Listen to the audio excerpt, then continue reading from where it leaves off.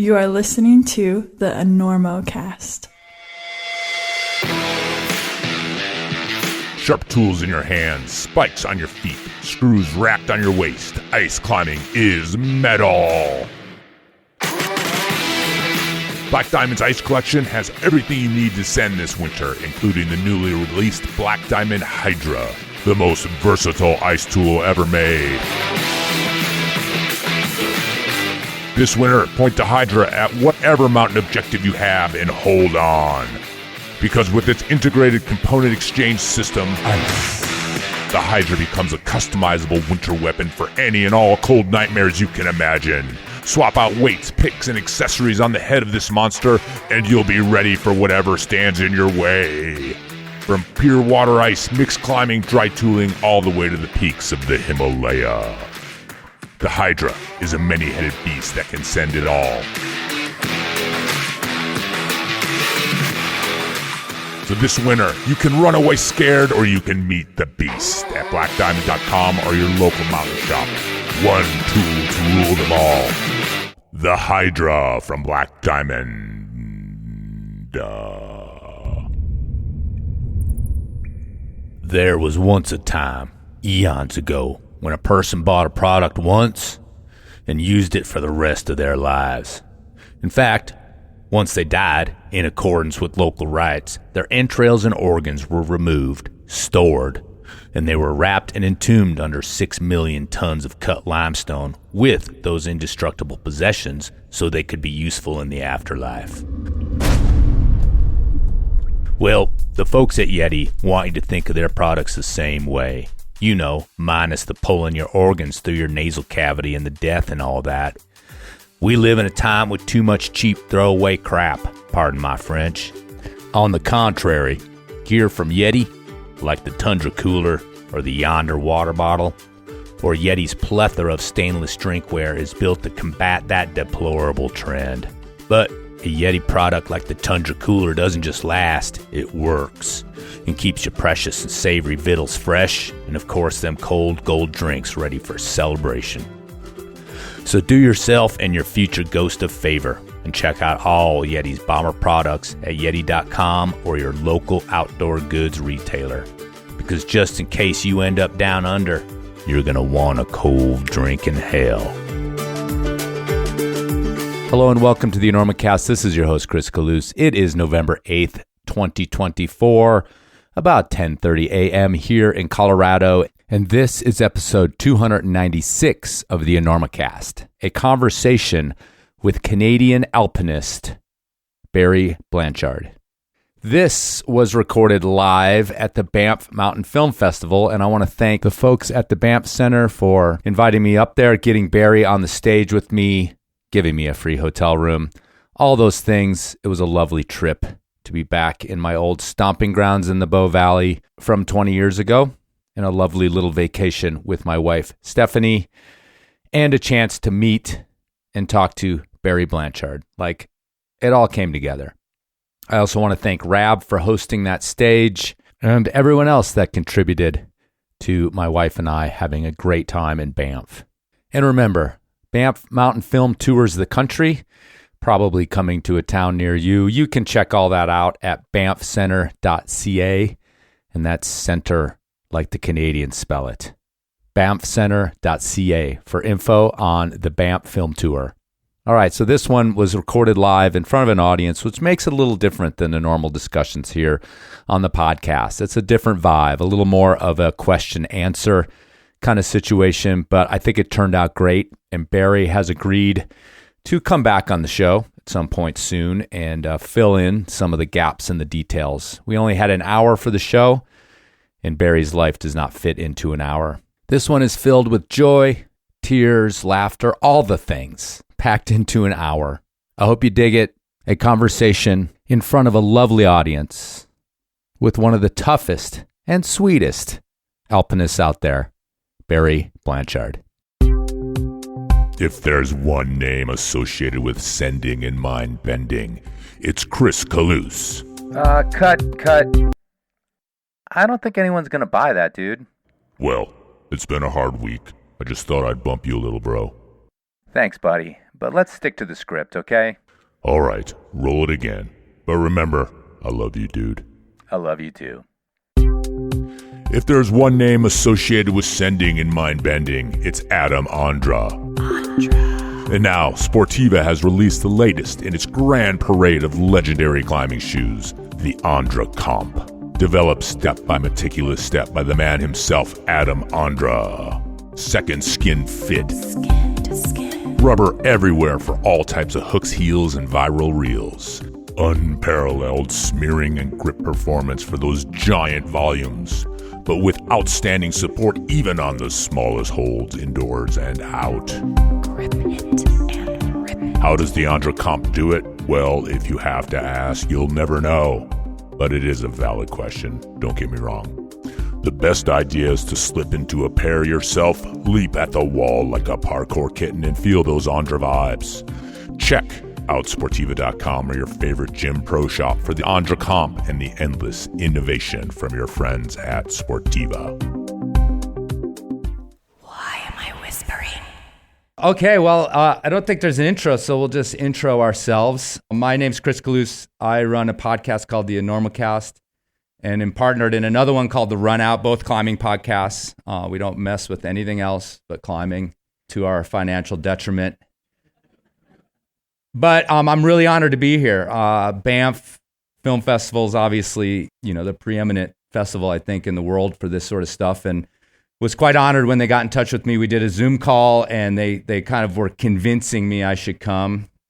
I let them do that, even though, they had me at Barry Blanchard and free hotel room. So yeah, they convinced me to come on up and do this, which is of course silly. I'm joking, but I'm very honored to be here. I think podcasting, its sort of eminence in the culture has grown, but it's always been maybe a little bit seen as kind of a pop culture thing or not all that important. But I'm proud of what I've done with the Enormocast, with 296 stories from climbing, people who aren't with us anymore, greats, newcomers, all sorts of people in that podcast, and it's turned into quite a repository of history that I'm proud of. But there's been a obvious hole in the resume, which is about to be filled here today with Barry Blanchard. Thank you. And we are recording this, I hope, to be put out later. So I got a little nod, so that's good. As a podcast, and we only have an hour, so we'll get going here, but I don't think an hour is going to be enough, so maybe later I'll convince Barry to come back again and do another podcast with me that'll get out on my feed to fill in some of this other stories. Obviously, many of you, or most of you, know who Barry Blanchard is. He's basically local legend, and I think it's safe to say that, starting in the 1980s, Barry and his cohort, his very small but very dedicated cohort, kind of helped redefine what hard alpinism was, definitely in the Rockies, but their attitudes and their ascents influenced the world. And then they all went out into the world, cutting their teeth here in the Rockies, and then to Alaska and to India and Pakistan and Nepal and so many other places. Like I said, an hour is not gonna do it. So thanks for doing this, Barry. I'm excited to finally talk to you.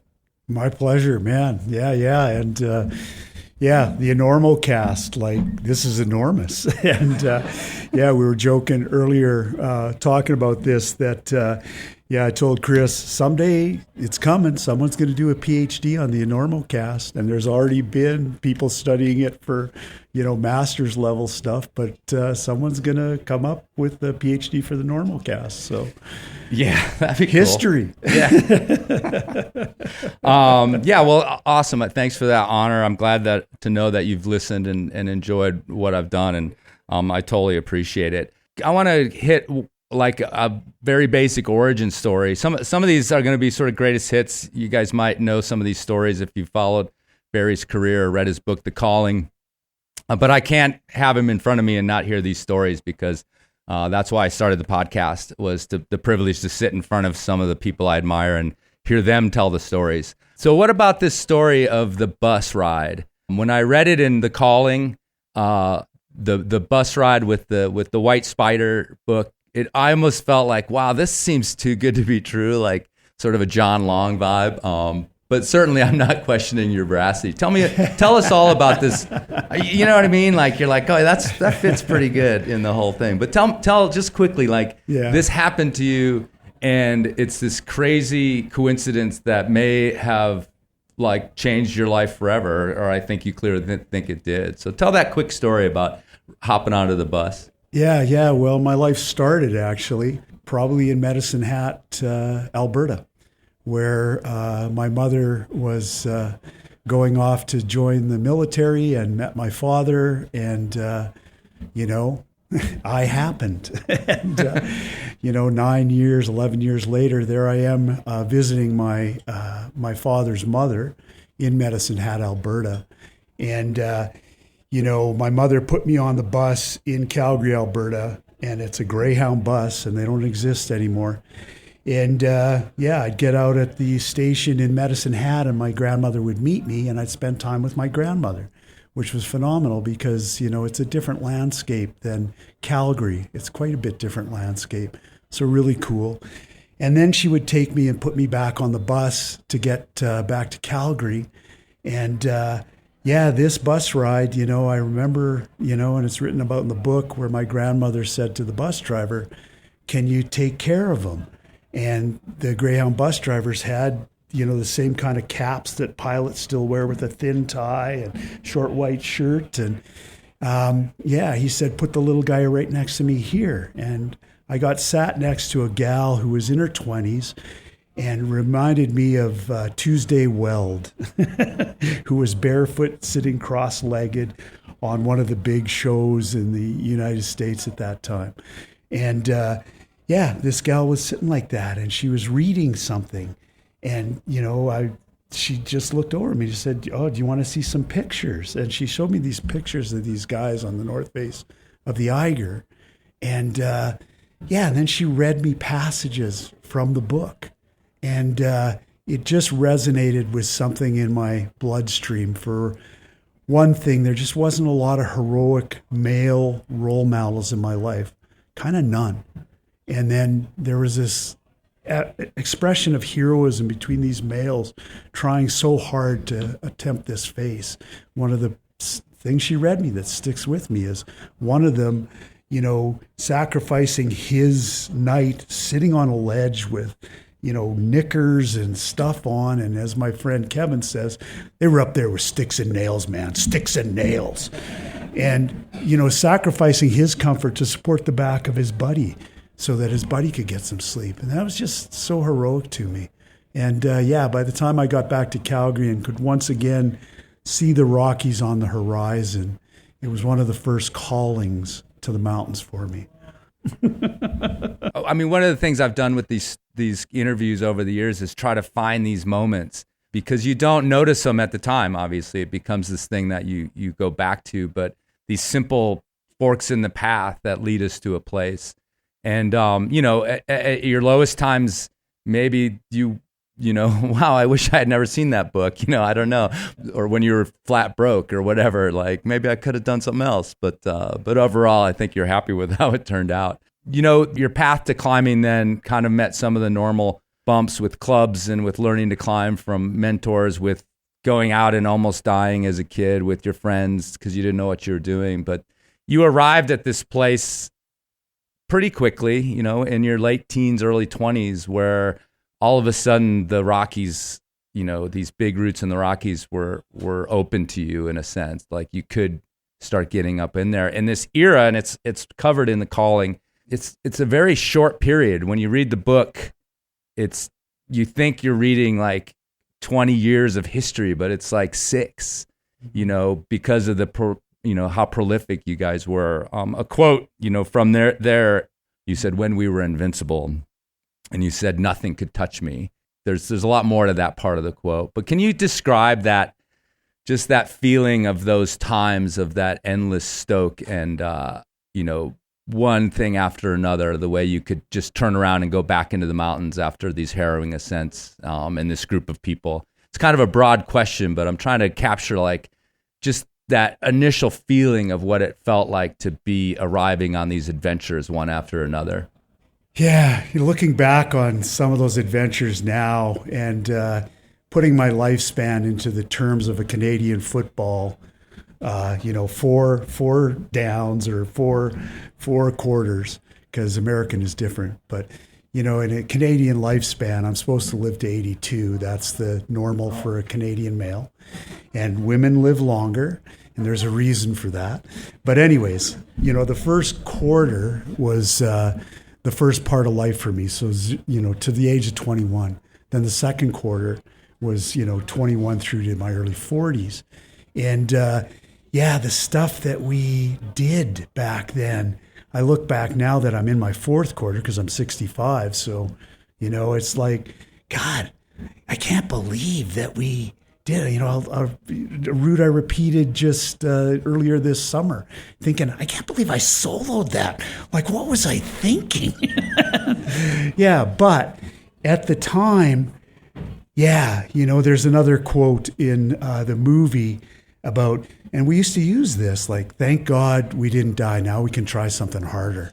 And, it is kind of funny. It's funny, but that was the mindset that, we were more or less invincible. And then in that second quarter of life into the third quarter, but it's in the second quarter, your ability as a climber, physically, mentally, spiritually, emotionally, intellectually, those lines cross. And if you have the right partner, and there was only 4 or 5 or 6 partners, those all come together, then magic can happen. And it was really cool to go up there and attempt to find magic or grace. Grace is a better word. And have grace touch us at times. And what's interesting now is a lot of the grace that I experienced in the mountains didn't have to do with the summit. It was great if the summit was there, but so much of the grace I've experienced start in the valley floor and often come into the alpine, this sacred space for me and my partners, and we experience it there. But it's every step of the way. And when we were young, man, what's next? And I'm kind of fortunate that I was raised in poverty, didn't have a lot of money at that time. If I had been like a trust funder or whatever we want to call them, someone whose parents pay their bill, I would have died in the first year because I would have went from Patagonia to Karakoram to the Himalaya to the Andes to the Alaska range all in one season. So not being able to afford that is a good deal. It's stretched out. And one of those lines, experience, could come up to match those other lines. So, yeah. Well, I was like contemplating just my first question of this whole thing being like, how are you still alive? And then I would just sit here for an hour and listen to you try to explain all the times that you almost weren't alive. And you just mentioned summits, being kind of the secondary thing to the experience, and also this ambition to just turn around and go back again. And that reminded me of the infamous story, of the Rupal face in Nanga Parbat. And, I think a lot of people know that story. We, again, that story is an hour or two in and of itself. We give the short notes of it, but part of that story is not only not summiting, and not finishing the route, but only by a hair in terms of the size of that wall. I think you'd have to probably put it as your closest call or one of your closest calls. And then the thing about that story that's fascinating, and we can get the details, is that after one of the most harrowing descents of all time, in some ways, you guys decided that maybe you should just rest for a couple weeks and try it again. And that part of the story, I was like, good God, that's ambition. That's pretty intense. The other thing about this story is that you bookended your first book with it. You open with the story, and then Barry backtracks and then catches up to that story, and that's the end of the book.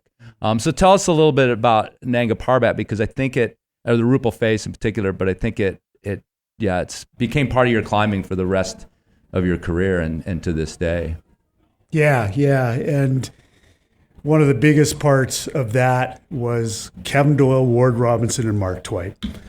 When I had the traumatic head injury that I suffered, those guys showed up. They came to town to be with me. And that kind of bond. Well, you guys are all survivors. Yeah. You all made it through. Yeah. Not all of my climbing buddies have. So, that drive. And at that point in time, in that second quarter of life, all four of us lived for climbing. That was the thing that, as Jack Tackle once asked me, so, Bubba, when did you figure it out that you were put on this earth to climb? It's a great impression. Yeah. Well, I can't bat the eyelashes that Jack can because I don't have them like that. But I was called to it. It's why I'm here. And then in that second quarter of life with those guys, that's what we lived, breathed. All of our inspiration, guidance, and religion came from climbing. All of our spirituality came from climbing, and still does. For myself. And the ability to come down from something like that and have that experience line start to advance. And the second time we went up, it looked like it was going to happen again. And we didn't need to have our butts handed to us on a plate in a second time. And we just looked at what was going on in Nanga Parbat and said, we're going down. So that was something to take into the third and fourth quarters, that, that experience. But more so that partnership. And then we took a couple weeks because it stormed for a couple weeks. We couldn't get back on the mountain. And you need rest after that. And really, after those events, you probably need months of rest. But, you're only there for a couple months or 3 months. So you got to keep, if you're going to try to accomplish what you want to accomplish, you got to get back up there and get back on it. Or you don't. There's times that we've walked away. Yeah, and I've interviewed Mark and got, I heard him tell the story, which was, that was a dream come true for me to sit in a room with him and have him recount these tales as well. Your recall of details on these climbs is amazing, the way you can write about them from years past. Can you, just for the one tale of this ascent, because some people probably don't know, but there's a point in the descent that you guys are hit by an avalanche.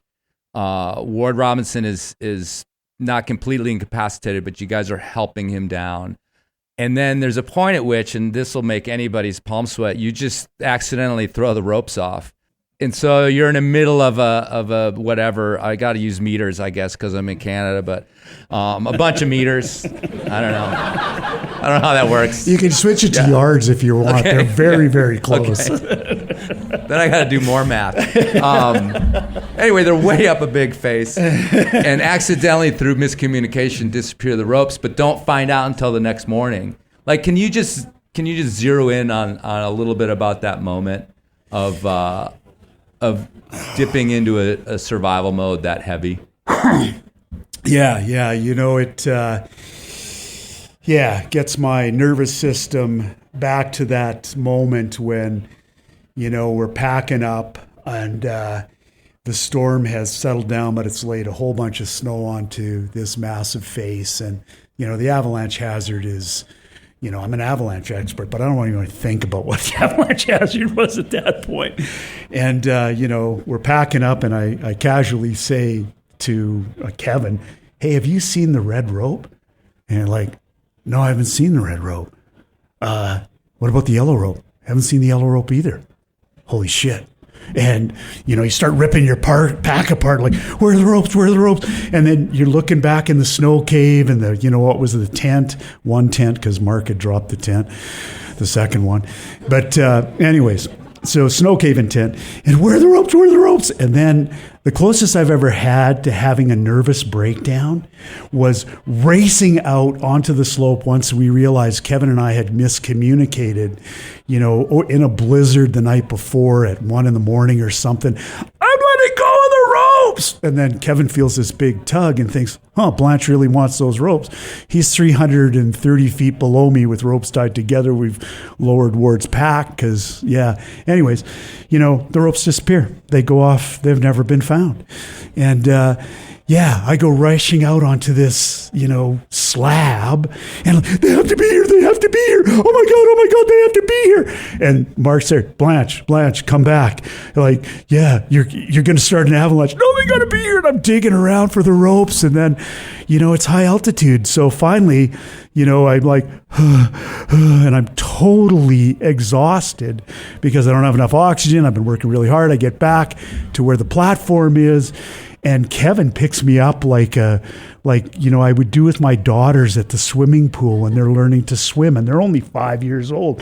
Pick them up and put them on the side. Kevin just picks me up like, Blanche, don't do that again, man. It's dangerous out there. And I'm like, and so we start the descent, and as Mark said, we come up with a plan. We're going to down climb, and there's a whole bunch of old line left by the Mesner expedition, actually. We're going to cut a bunch of that line, tie it together, and this is water ski rope. It's the stuff you buy at Canadian Tire to go water skiing with, like yellow braided rope. We're going to tie those together, and we're going to start to think about rappelling because we have 10,000 feet of rappelling to do. Thank you. You're welcome. And, on the way up, we went by this one bag that was anchored to the wall, and we didn't have time to investigate this bag, but we all kind of like, oh, wow, that's curious. We got to check that out on the way down. So we down climb, and we don't start an avalanche, which is great. We get to the bag, and we rip open the bag, and inside the bag, perfectly preserved in ice, so there's no UV damage, is pitons, carabiners, ice screws, and in the bottom, 2 perfectly preserved ropes. And as Mark pointed out, wow, they're even the same brand as our sponsor, BL. So the not funny side of this was 3 years before, 4 Japanese climbers on a trip had gone into the same feature we had, the Merkel Gully. Storm had happened, and they've never been found. And their team left that bag as almost a bit of their own, protecting their own spirits in case these guys ever came down. And here we were, 4 guys coming out of the Merkel Gully, desperately needing that stuff and finding it for the purpose it was left for. And we walked away from that descent with a bit of Japanese soul. And that is an obligation that we carry.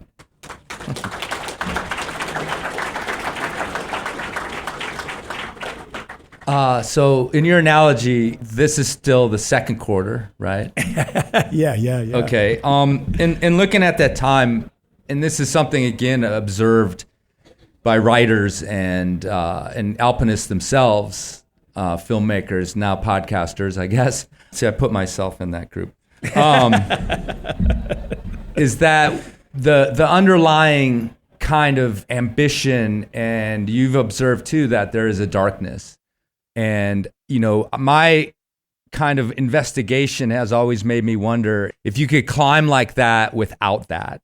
Like if you could be a perfectly well-adjusted human and do these things. And the judgment's out for me because I keep talking to people like Mark Twight, for example, for whom my phrase is prone to the darkness.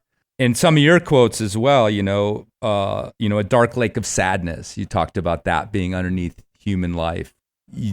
Depression, your own ins and outs of the katabasis, is that the word that you used, a Greek word for like a descent to the underworld? Like these things almost feel like they're necessary, and you can conflict my thesis there easily enough. But part of that other quote when you said nothing could touch me in those years, that's a great thing, as if nothing could stop me. But there's also this idea that there was a lot of penetrating emotions and thoughts and things that also couldn't get to you and maybe should have been necessary. Can you talk a little bit about your sort of dance with that in those years, as far as as Mark puts it, and I think you put it this way, as being in the valley when you're down off the mountain and coping with life in the valley, as Mark puts it? You know, the reason to return, to go again, to try to find some of that grace and some of the so much of the light that the mountain gives us. And we just look out the window here and there's light, but the mountains also can be very dark. And, you know, no one goes there for the dark days, but if you go there enough, you're probably going to experience some of the darkness. And the darkness takes ability, takes life. It takes, you know, and it's a closed door, especially if there's a loss of life. It's a really hard door to get through. And I think I'll just backtrack and unpack that a bit, because you had said normally adjusted human. Any normally adjusted humans in the audience, please put your hand up. Oh. There it is. We got one. Congratulations. We gotta spend some time talking, because my life and you know, Mark and I have bonded about that, the darkness, because we were very, very drawn by the darkness and needed to go into the darkness, and a lot of which was to appreciate so much of the light, to get back to the light.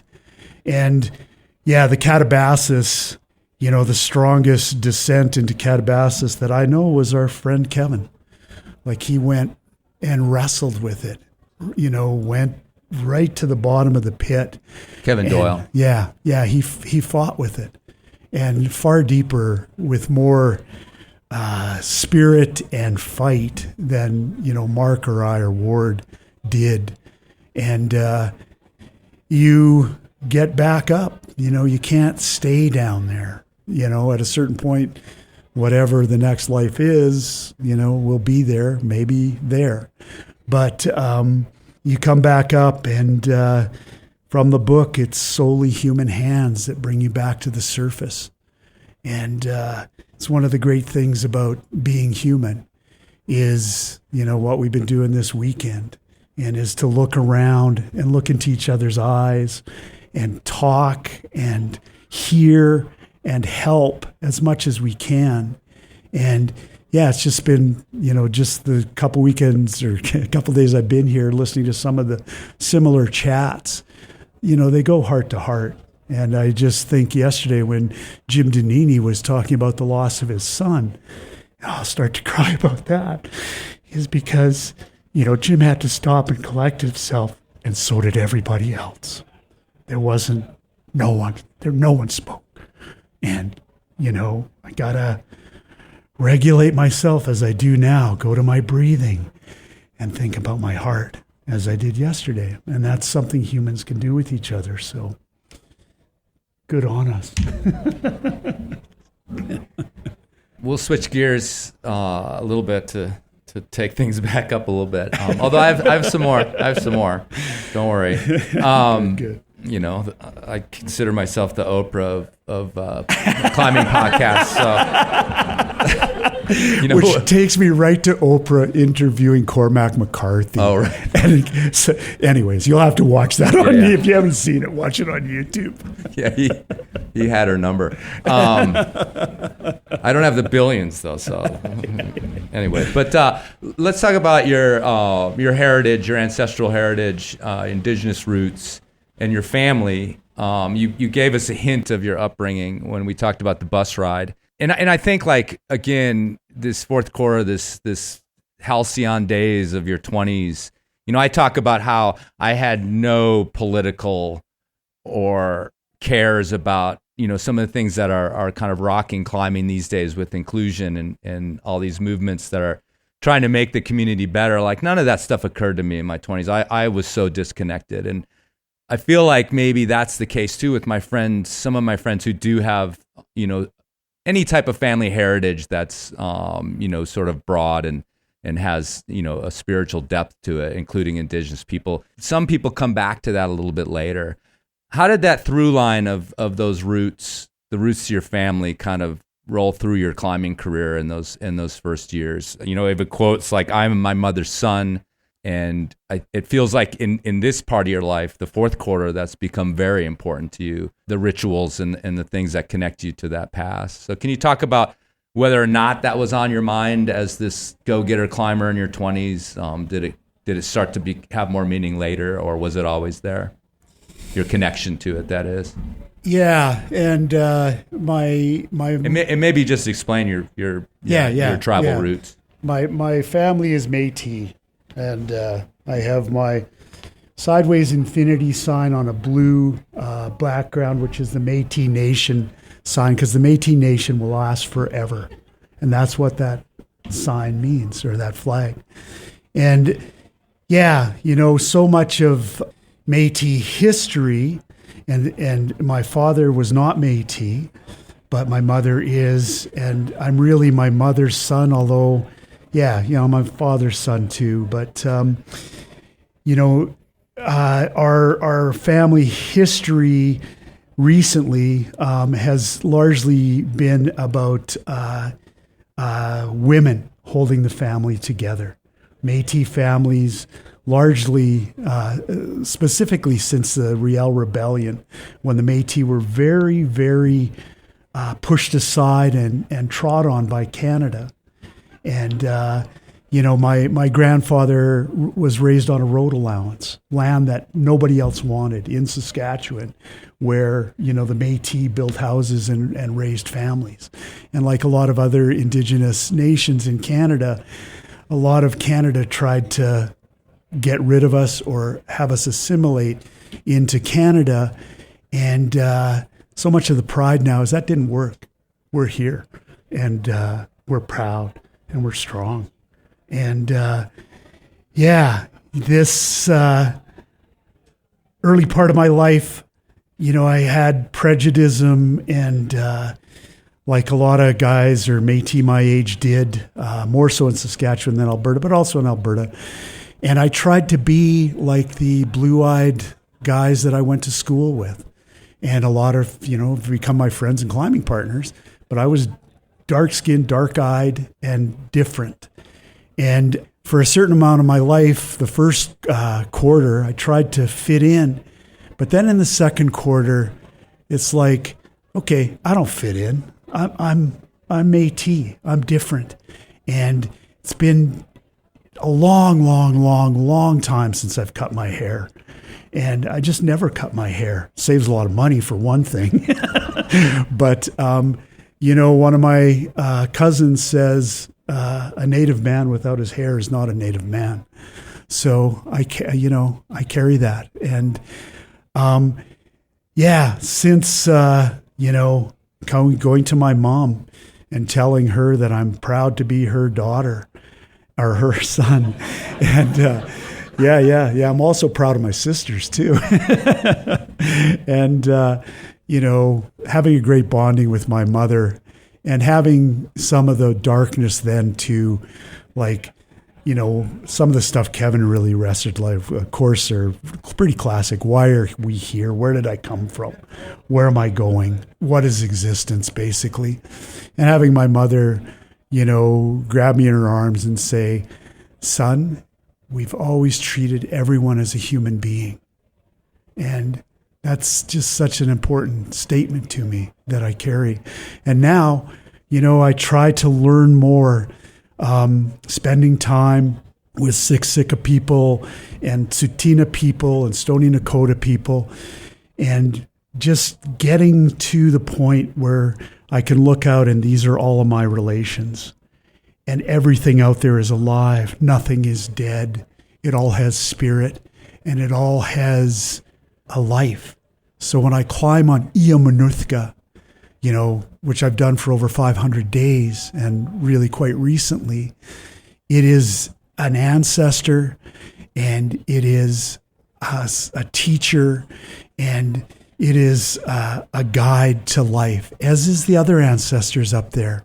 One of the trees that I commonly go back to, and it's a tough place to make a living as a tree, but me and this tree, we bond each time, and the tree is getting bigger with roots deeper and deeper into Enormocast, And I'm getting bigger now with roots into Enormocast. And it's an ancestor. And something I respect. At the same time, there's a tremendous amount of danger there. But you don't get ancestors that don't come out complicated. So, yeah. Well, it's interesting you say that you felt at first like you needed to be a part of sort of mainstream society or whatever was being pushed as that. But then you found climbing and you felt like, okay, forget it. I can be who I am. And those two things might almost be the other way around. Climbing showed you that you could be in this group where it didn't so much matter. Because that's one through line with again, the stories that I've gathered is that a lot of times climbers, they have this feeling of rejecting the things they're supposed to do and having sort of the courage to be an outsider and be comfortable with that, because once they're in the climbing community or they have this circle of friends like you did, you're no longer an outsider. So it's interesting to hear you say that maybe you were prone to looking for a place where you could be an outsider and be yourself with the climbers that you found. Yeah, it's a tribe. And back to the ancestor of Enormocast and going there for a solo at one point on a Brian Greenwood route, and knowing the European heritage that's in my bloodstream and having known Brian, and at the same time looking out to a powwow that I'd been to and heard the singing and the dancing and the 4-chord kind of spiral of that, of those joined voices around a drum. And like so many Métis, feeling a foot in each world, like Canadian society, or, another word would be colonists, and then an indigenous society. And as Métis, we're often not invited into either, so we have to make our own. That's where the climbers came in. Yeah. We have this very small connection in our past. We met, I think, in 1999, actually. I was working at the Colorado Mountain School, or was there. I had worked there. I don't know if I was working there that year. But a friend of mine named Marco Cornicchione, we had designs on climbing this unrepeated route of berries on the North Pillar of North Twin. Unrepeated at that time. It's been repeated. 83, 82, something like that. We were like, why is this route that everyone talks about not been done? What are these Canadians up to? Lazy, I guess. I don't know. And so we, as like, okay, alpine climbers, we're like, let's go do it. And I ran in, I think it was like in a hallway at the mountain school. Barry was there working, doing some program, and I hit him up, and like, I totally remember, maybe I've made this up, but his eyes were kind of like, who are you now? And I was like, yeah, we want to go to the North Pillar, North Twin, this like climb that's, one of the pillars, to use a pun of your climbing career. And this like young dude was like, yeah, we're just going to go send that thing. Don't worry about it. And like, he gave me a little beta and just was kind of like, yeah, it's, it's pretty hard and like it's a lot of rock fall. And so anyway, we did go try it. And by try, I mean, we hiked in and looked at it and turned around. Like literally within minutes of seeing it. Because you can't see it until you've done a massive hike up a massive scree slope. And we saw it and we're like, yeah, what else could we go sport climbing? I don't know. So, although that trip did start my own history here, which was like 5 years of climbing around the Bow Valley and in the Ghost River. But yeah, I wanted to talk about that climb because I mean, it was an important climb, and maybe not even talk about the climb, but about David Cheeseman, a partner for whom you guys were fireballs for a while, just doing some incredible stuff, and then he passed away on the Hummingbird Ridge, and you've described that moment as your loss of idealism. And I was kind of wondering, I mean, we could talk about the climb, but also how his passing changed the way you climbed. And there's another quote where you later on or some other time, you talked about the difference between making decisions with your head and with your heart. And I wonder if that was sort of maybe the initial part of that or tied to that at all. But Can you talk about David? And I know we're going to get heavy again here. I got a way out though. And again, maybe that shift in your idealism and what it did to your climbing. Yeah. Yes. Second quarter stuff. Trying to find perfection. And, we tried to be perfect alpinists. And one of the great things about the mountains is hubris. It gets kicked out of you so soon, so early, because we're so small and insignificant compared to what the mountains, especially when a storm is hammering into a mountain, the forces that are around, sometimes it's all we can do to survive. And yeah, man, David, the change after trying to find perfection, and along with the loss of David and earlier the loss of John Laughlin, but not so much John Laughlin, but David, who I climbed with and who I couldn't say at the time, that I couldn't say, geez, I love you. And that's gone. I have no problem telling the people I love, male, female, animals, whatever, that I love them, mountains that I love them. That's here now. And that was part of that change. But trying to find perfection. Perfection exists for gods. It doesn't exist for human beings. We do not get perfection. We aspire to perfection, and we have some gradation of trying to get better. And Dave, after Dave died, I didn't climb. I had an accident. I lost a couple clients. I suffered some physical memory of that. Some of it's right here. There's 2 pieces of wire that are there. I carry them with me. And then, losing David. I didn't climb for a year. And that was my catabasis. And it was love of a partner and friends and family and colleagues who gave me the hands and held my hand, basically, which is metaphorical, but reached down and came into this place I was, which was, catabasis means a fall to the bottom. I was in the pit, and these friends and loved ones came in, and even if they didn't know what to say or do, and some of them knew what to say or do, they would say, I'm here with you and I'm not leaving. I'm here for you.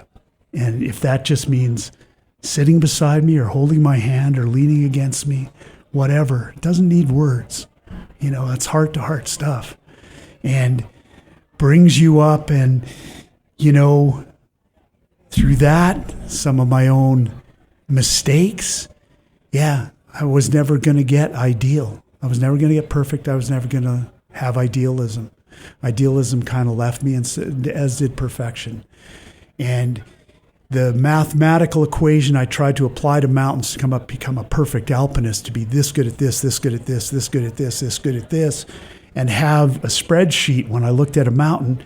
Mountains are far too complex and far too complicated. And there's a term that, scientists use called transcalculational, which means beyond the scope of human understanding. And mountains are transcalculational. So I'm a human, and that's the way it's going to be. And I'm going to have to make decisions not from my head so much, but from my heart. And then, the birth of my daughters, man, one of the things right after Rosemary, my eldest daughter, who's now at university, was born, 6 months later, we're off in the Waddington Range, 3 middle-aged men who've all got young children, James Blanchard, Mark Wilford, and myself. And we're trying these hard routes. And they're serious routes. You got to make hundreds of decisions every day about, a lot of them are, especially with snow, if you're going to advance your foot or your hand into a slope, make that next thing and think, okay, that's good enough to make the next thing. And each and every one of those decisions I was making, I would see Rosemary's face. And that's hard, and my tolerance for risk, which was through the roof in the first quarter, in the second and third quarter, have come quite a bit lower. So, yeah. I don't know if that answers your question. No, it does. And you guessed my way out, actually. So, yeah, it does. It does. And, the darkness, like I said, it's there because if you, it's sort of a cliche, but if you climb long enough, then you're going to lose friends. And it just happens. I mean, I guess there's people that get through without that happening, but I don't see how, at least by degrees. So it's something that's, I think, worth talking about. But it's hard to talk about when you're in it, when you're in that, again, that mode of one trip after another. So I appreciate you talking about it. Finally, part of my "How are you still alive?" question gets pretty current because, ironically, you survived avalanches and falls and anchors ripping and horrible nights out, one after another, to have a relatively recent, about 5 years ago, I think now, or 4, it was pandemic time. So, fall down a set of stairs and basically, cracking your head open and should have died again. Oh, one other thing I'd like to say is that Barry has another book in the offing. It's I guess you say it's pretty much the manuscript's been handed in, so we can look forward to the third and fourth quarter. And that book, I think, is what it's really about. And this is in there as well. I've had the privilege of reading the chapters where he talks about this. So we'll finish up with just a little bit of this story and once again how it changed your outlook about life, because I think it was yet another large shift in the way you see things and the way you see other people. Yeah. Part of that shift is the fact that I grew up in Calgary, but my ancestral homeland is the Qu'Appelle Valley of southern Saskatchewan, where the Métis have lived for a long time, and my family is rooted so deeply in the Qu'Appelle. So part of my own journey is realizing I have to go back and spend time with my family. And my mom had 81 first cousins. So there's a lot of family there. Not all of them are still alive, of course, but there's a tremendous amount of family. And it's important to me to get back to that place. So with my daughters, every year we would go back to visit their grandmother in, Saskatchewan. And on the way, we'd often stop at my buddy's farmhouse and spend a couple days, because his daughters are the same as our daughters, and they get along like a house on fire. And, common for the first night for us to have the girls go to bed, and me and my partner and my buddy and his wife will sit around and just share the best music we've found in the last year. And this is rural Saskatchewan, so you're dealing with very little Wi-Fi, all that kind of stuff. So you're using a computer and you're playing these songs to each other. And I just done one. It's a cover of Mercy Now, and it's a beautiful, beautiful song, and the cover is fabulous. And it's time to go to bed. My buddy's showing me down the stairs to where I'm going to sleep, and my partner wasn't there. She's working in Canmore. She's going to come up in a couple of days when it's kind of trying to see Grandma. We're going down the stairs, and I don't remember anything from playing that last song to a couple weeks later. And I fall down these stairs and have a traumatic head injury where I have 11 skull fractures, if you can believe that. And, 4 of the fractures are very life-threatening. There's a subdural hematoma, 2 arachnoidal hematomas, a basal skull fracture. And I can see my buddy who's a doctor sitting over there, so he's computing all that stuff very quickly. And, a lot of people don't survive those types of injuries. So I have nothing to complain about, nothing at all, because I'm still here. And my buddy went to work on me right away. He's 20 plus years with the Regina Fire Department. His wife is the deputy chief of the police department in Regina. So he shouts up to her, "Get an ambulance," and he starts working on me. And, I'm already blabbering and going unconscious, and I don't remember any of this. I've been told it over time, and it's been hard for my buddy to tell me this. He hasn't been able to talk about it on the phone. It has to be face to face. And he gets down there, there's blood and cerebrospinal fluid coming on my ear, and I'm choking on my own blood and stuff, and I'm going unconscious, and I'm posturing. That's one of the things he's shared with me recently, which is my back is arched super hard, my wrists and elbows and shoulders are locked, and my hands, I don't know which way they go, but he said in one of the forms of posturing, which is the brainstem getting pushed on, if your hands are curling in this way, say it. He said he's never seen anyone come back from that. He knows that people are on the way out. Mine were the other way. And he's trying to straighten. He's a big, strong farm boy, like powerful man. He cannot straighten my limbs. So the ambulance, the ambulance arrives, and my buddy's been scooping blood out of my mouth and giving me mouth to mouth, and he doesn't like me sharing that with people, but there you go. He's basically kissing me.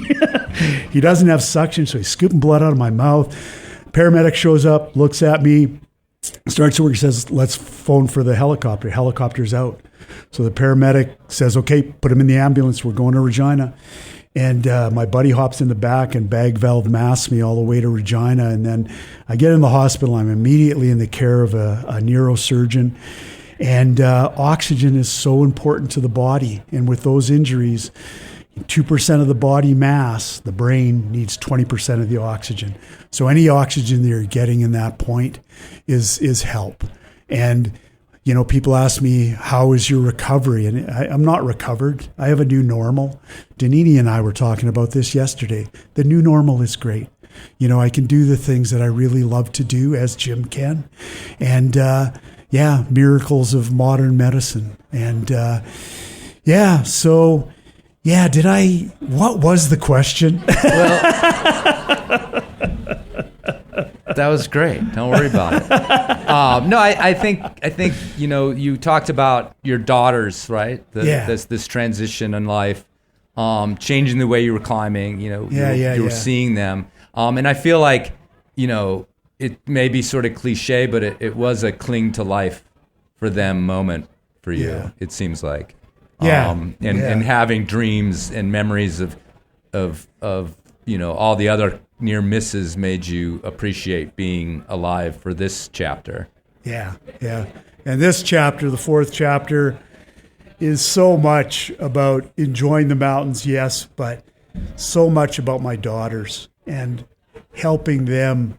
They're in their first quarter, both of them. So trying to help them in their launch into life. And, one of the other podcasts about guides, the guides asked me, how do you want to be remembered? And I want to be remembered as a good father. That's it. And, the writing and the climbing, that's all great and good, and I appreciate it. But being a father is the single most important thing that I do by such a long shot. That is the thing that I'd love to be remembered by. And part of your recovery was not getting, going from, not having control of your body to, again, being able to climb a little bit and being able to guide and being able to ice climb. I mean, obviously there's like this, you've made peace with this and there's this outcome that is positive. But once again, like you must have had these moments of anger over like, why did I fall downstairs after all these years of surviving? I mean, do you remember any of that, or was it, you're just glad to be alive and I'm going forward? Yeah, no, it was quite dark. There was more darkness, and it happened, once I got my neurons starting to connect again. And a beautiful part of this story is around the 12-day mark in the hospital, and I've been told this. I don't think I remember it, but one day, my sister and my partner, Nicole, my fiance, were splitting times in the hospital with me because it was COVID and only one could be in the room at a time. So Nicole is taking the afternoon shift and I'm there, and I think I got up and was able to put my hand against the wall and walk to the John and take a pee, which was Olympic. That was a gold medal event during that kind of stuff. And anyways, there's this young, attractive nurse, And she's dark haired and she's beautiful and she's paying me a lot of attention. And yeah, it's like, wow, this is really cool. And then, she goes to hug me and I become an unregulated, scared little animal. I'm into flight mode. It's like, whoa, you can't do that. I have a girlfriend and she's in Canmore and she's older than you and she's blonde. And then I won't even look at this person and it is my fiance. And I haven't been able to recognize her. And I haven't found any names yet. I talk to the phone with my daughters and all I say is sweetie. I haven't found anybody's name. And, I'm freaked out and Nicole is starting to freak out. Like, what if he never recognizes me again? And then I say, get the other woman. And that's my sister. And, I don't know my sister's name. And she tries to call my sister, doesn't get my sister on the phone. She calls my mom. She gets my mom on the phone and she says, Barry, someone wants to talk to you. And I knew how to work the phone. I put the phone to my ear and I'm still, trying not to look at this person. And I hear my mother's voice and she says, oh, Bear. And I went, everything relaxed. Nicole works with psychology. She said, you got regulated instantly and you went, oh, Mom. First word I found was my mother's name. And I didn't even see her face. I just heard her voice. And my longest association with a human voice is my mother. That's the first voice I heard and heard for so long. And yeah, pretty beautiful. And the next day, after Nicole's girlfriend came out 3 hours from Prince George or Prince Albert to talk to her through the night at the farmhouse, the next day, some neurons had connected and it's like, oh, you are Nicole, you can hug me.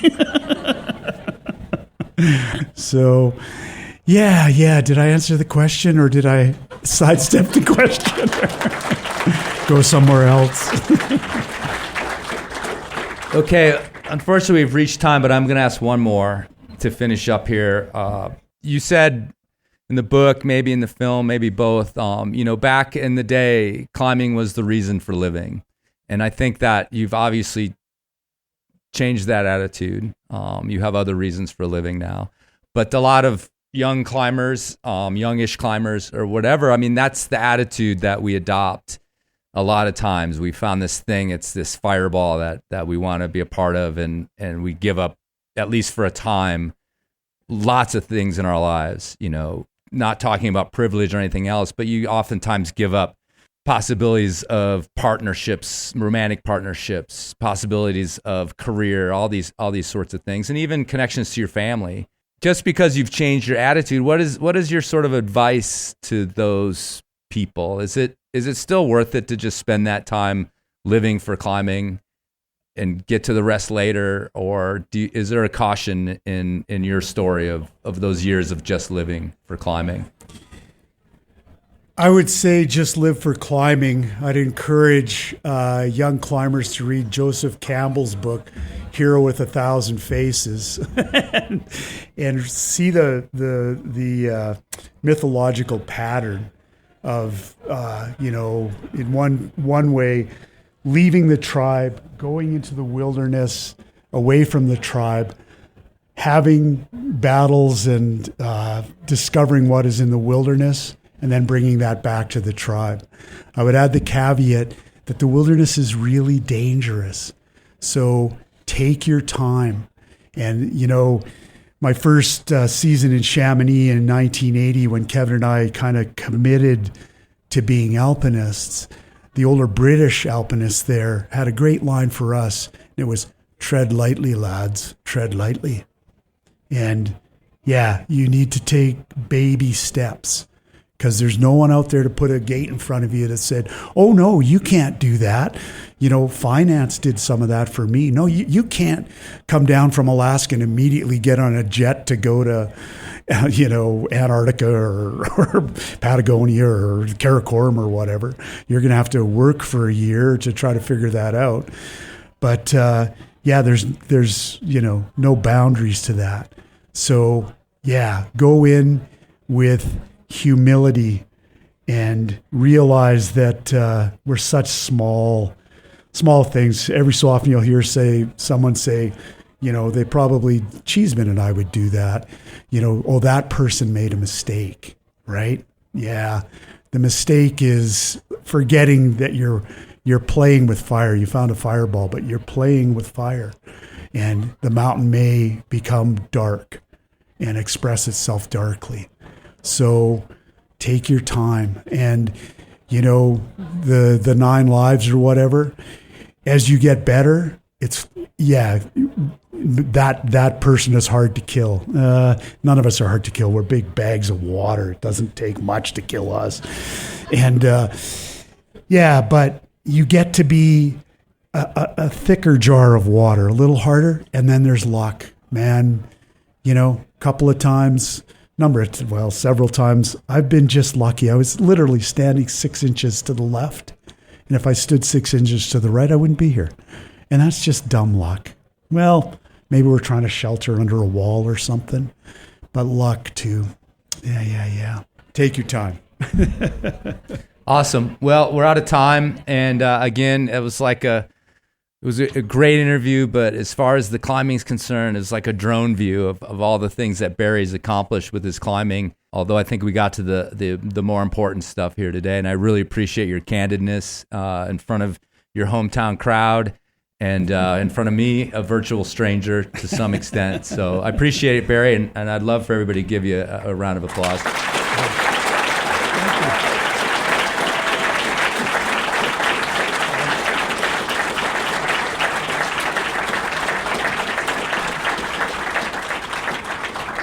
There we go.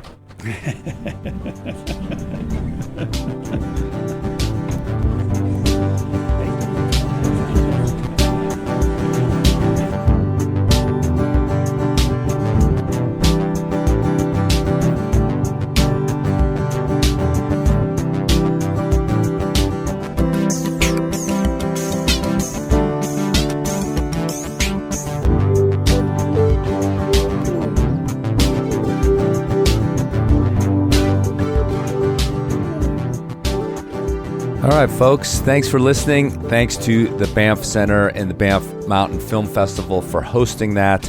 And of course, thanks to Barry Blanchard for coming and sitting down. Those words of praise felt good. What a great guy. Hopefully we'll see him back here soon on the Enormocast. And it's a little bit of a weak bid to put it here on the outro, but news just in from Australia.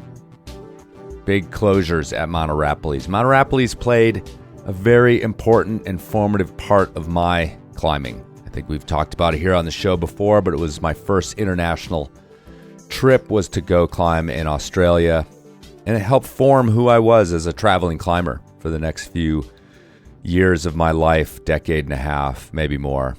I can't remember now, but it went on and on and on, and it started in Australia. So I'll probably talk about it up front on the next show, but if you love world climbing, if you love traveling to climb, and you ever thought about going to one of those places that Simon Carter photographed so beautifully recently in his book, The Art of Climbing, talked to him a few episodes ago.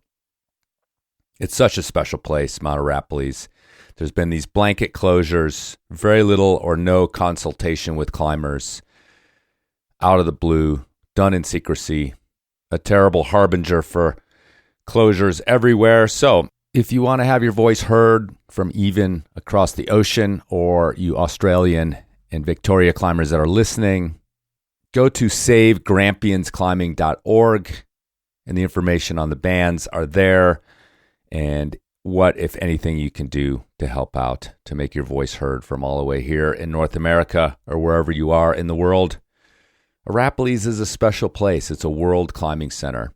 I was trying to think about it in the United States. I think it'd be like if they just closed another 70% of the Gunks, Devil's Lake, El Dorado Canyon, even Yosemite. It's that big a deal in Australia. It's that kind of climbing area. So yeah, check that out, savegrampiansclimbing.org. It was a website made for when they were closing a bunch of stuff in the Grampians, and they knew they were coming for Arapiles eventually. All right. Hope you guys are enjoying yourselves out there in the waning days of fall here in North America, the beginnings of spring, I guess, in Australia. or well into spring. Maybe you're catching those waning sunny days.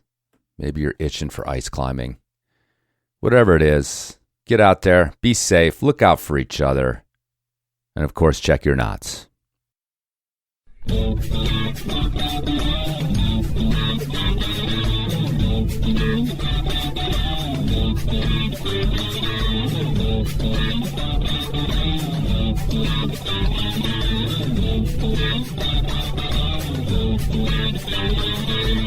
Hey, man. Howdy do, dude. I wondered if I'd see you again. I wouldn't miss the semis. How things yeah? been going? Oh, strikes and gutters, ups and downs. Sure, I've got you. Yeah. Thanks, Gary. Well, take care, man. Gotta get back. Sure. Take it easy, dude. Oh, yeah.